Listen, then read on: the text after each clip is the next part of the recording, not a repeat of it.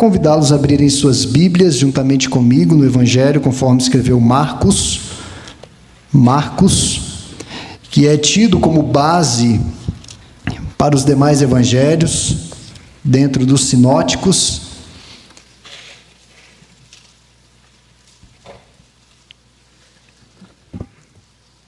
Marcos, capítulo 16, eu vou pedir àqueles que puderem, vamos ficar em pé, para esticar as canelas e também espantar um pouco o sono, aqueles que, porventura, sejam meio assim. Os que puderem, por favor, vamos ficar em pé. Nós vamos fazer uma leitura alternada, acho que é possível. Marcos, capítulo 16, do verso 1 ao 7, nos diz assim: Passado o sábado, Maria Madalena, Maria, mãe de Tiago, e Salomé compraram aromas para irem embalsamá-lo.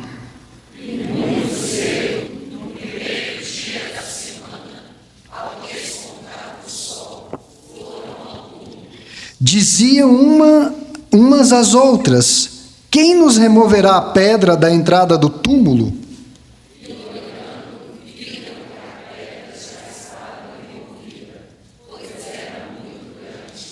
Entrando no túmulo, viram um jovem assentado ao lado direito, vestido de branco, e ficaram surpreendidas e atemorizadas.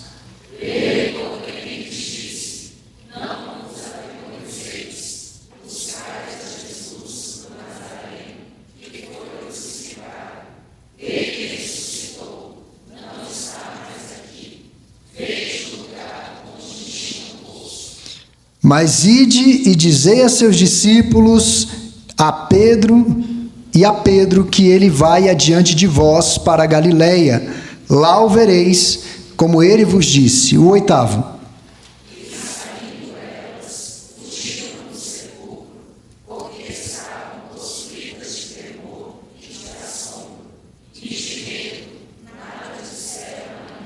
Vamos orar. Pai, nós te agradecemos pela Santa Escritura que já foi lida ao longo desse culto, ressaltando o valor e a supremacia da ressurreição de Cristo nas nossas vidas.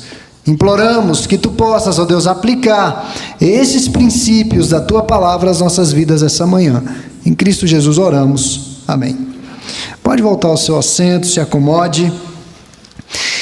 Nas décadas anteriores e posteriores à vida e à morte de Jesus, havia e houve dezenas de movimentos messiânicos em Israel. Em praticamente todos os casos, o líder messiânico acabou executado, morto. E após a morte do líder, as pessoas simplesmente, como no relato de vários evangelhos, depois de alguns eventos, algumas situações, as pessoas simplesmente voltavam para suas casas, ou seja, elas voltavam à sua condição de vida anterior, sem nenhuma mudança. O movimento sempre acabava, e esse era o fim de toda a história. De todas as dezenas de movimentos, somente um não acabou com a morte de seu líder. E não apenas não acabou, mas esse movimento explodiu e se expandiu num crescimento expressivo. Para os irmãos terem ideia, em um período de 300 anos, difundiu-se por todo o Império Romano, por todo o mundo conhecido da época. Porque a fé cristã foi diferente de todos os outros movimentos e tem sido e continuará sendo diferente de qualquer movimento. A diferença está naquilo que aconteceu após a execução de seu líder. Meus irmãos, a ressurreição é o coração do Evangelho. A ressurreição é que vai dar todo o movimento, toda a vida, todo o oxigênio para o Evangelho em suas múltiplas manifestações. A ressurreição evoca algumas verdades, eu quero destacar apenas duas. A primeira delas é que, de fato, Jesus morreu. Não foi uma simulação. Marcos e os demais evangelistas registraram que Jesus de Nazaré, o Cristo de Deus, ele morreu naquela cruz do Calvário, no início do primeiro século, na Palestina, no tempo e na história da humanidade. José de Arimateia, um homem abastado, é citado como testemunha e alguém que embrulhou o corpo do Senhor em um pano de linho e o depositou em um sepulcro lacrado, selado com enorme pedra. Um centurião romano, alguém experiente no assunto de morte, de execução, ele estava próximo à cruz. E lá em Marcos 15:44, ele deu testemunho da morte de Jesus a Pilatos. Pilatos era considerado autoridade legal no assunto. Ele, de certa forma, lavrou a certidão de óbito do Senhor. Finalmente, mais 2 mulheres são citadas como testemunhas oculares do sepultamento do corpo de Jesus. Marcos se empenha no sentido de evidenciar que a morte de Cristo é uma verdade incontestável. Ele de fato morreu. A morte de Cristo tem um significado todo especial para o povo de Deus. Sempre que nós nos colocamos à mesa do Senhor, nós rememoramos a sua morte, mas ao mesmo tempo a sua ressurreição. A morte de Cristo representa a derrubada do muro de inimizade entre nós e o nosso Deus. Mas uma outra verdade que eu quero destacar sobre esse assunto, sobre a ressurreição, é que a ressurreição aponta para a surpreendente graça de Deus. Aquelas mulheres, no texto que nós acabamos de ler, estavam levando essências aromáticas ao jazido de Jesus para simplesmente finalizar os ritos do sepultamento. Marcos nos conta o que elas viram ao chegarem no local e o que elas ouviram também.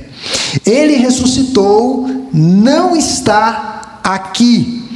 Certamente nós não conseguimos dimensionar o que aconteceu com a vida daquelas mulheres, com seus sentimentos, com seus pensamentos.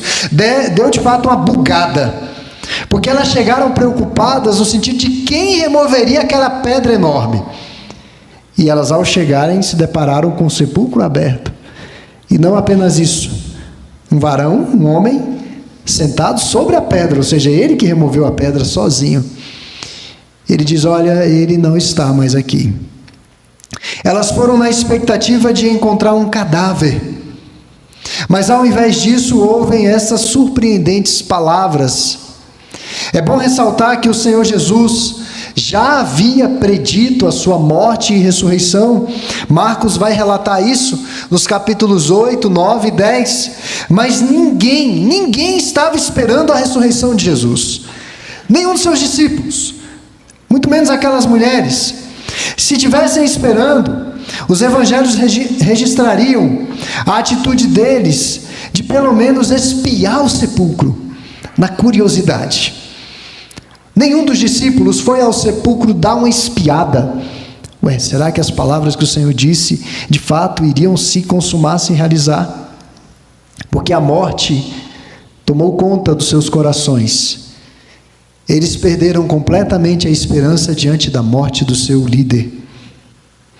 Mas não há nada nesta direção de busca por um sepulcro aberto. Pelo contrário, eles ficaram simplesmente incrédulos com a notícia, ao ponto de terem a necessidade de irem ao local e testificar com seus próprios olhos.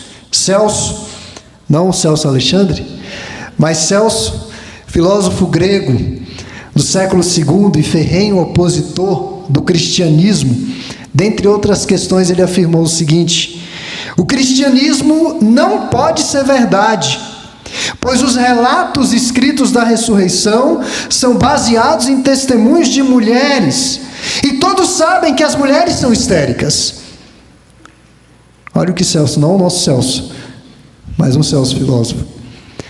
Nas sociedades antigas, as mulheres eram marginalizadas. Se Marcos e os demais evangelistas estivessem inventando aquela história para o crescimento do cristianismo, você pode ter certeza que jamais eles teriam colocado as mulheres como primeiras testemunhas da ressurreição do Senhor.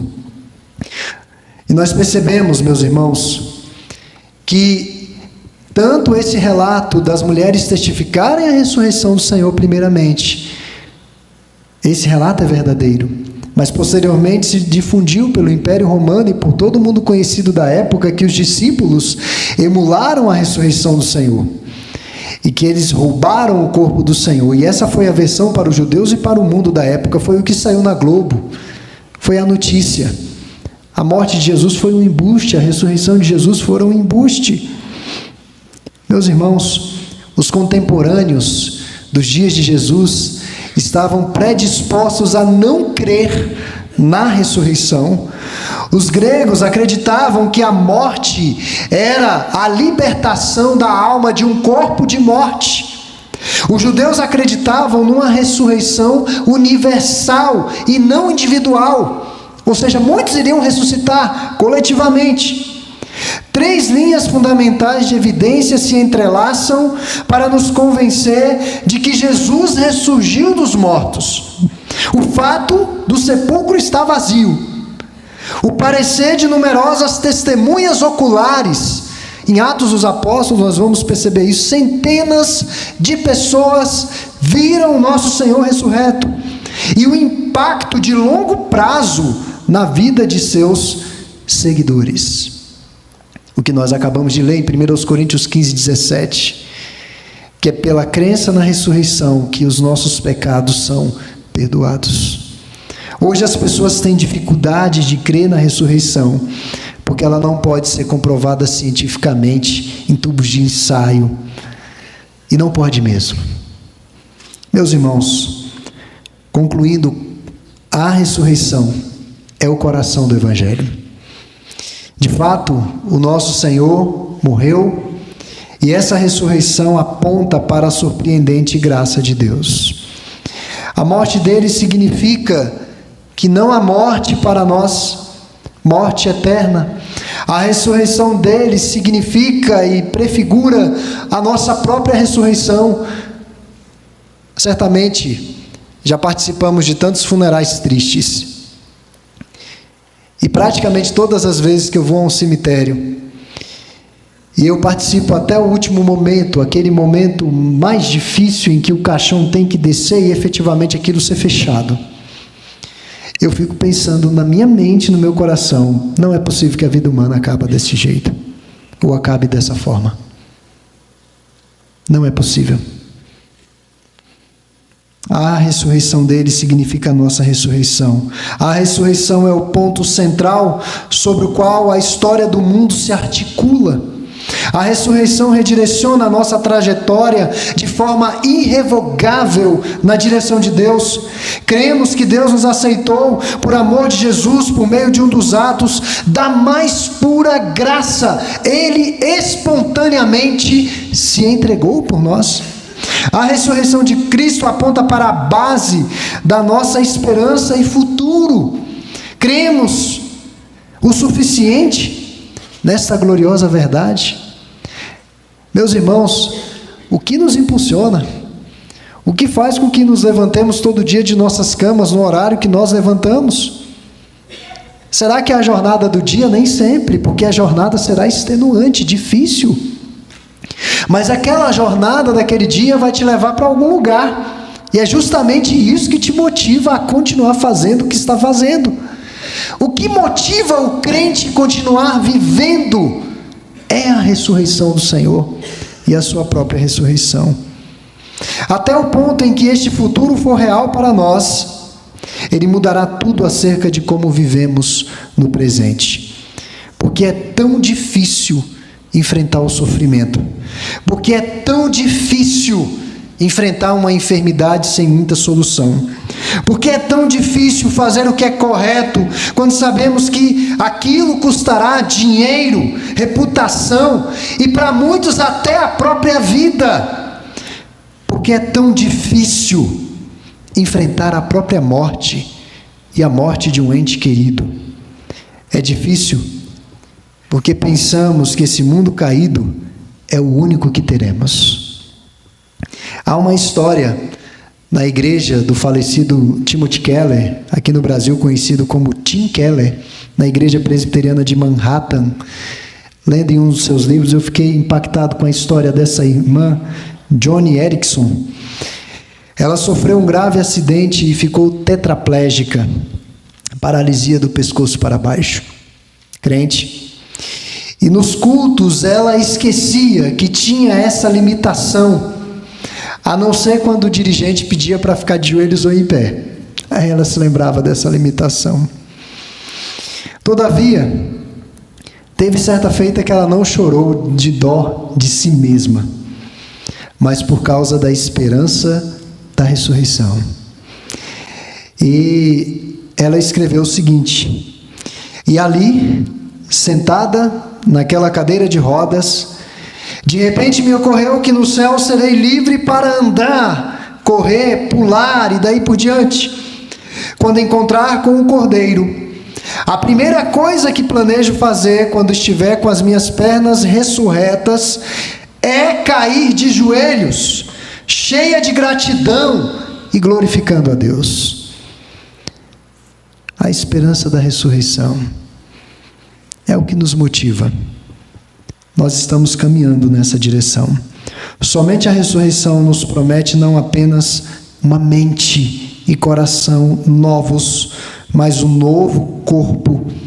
E esse corpo será duradouro, mais perfeito e mais belo. É isso que nos aguarda no glorioso dia do Senhor. Diante da mesa do Senhor, nós temos que pensar nessas verdades. No dia do Senhor, a alegria da nossa glória será muito maior do que as cicatrizes que nós carregamos. É o que Paulo diz, que a nossa leve e momentânea tribulação não podem ser comparadas com o eterno peso de glória. Meus irmãos, que Deus nos ajude a vivermos à luz da ressurreição do Senhor.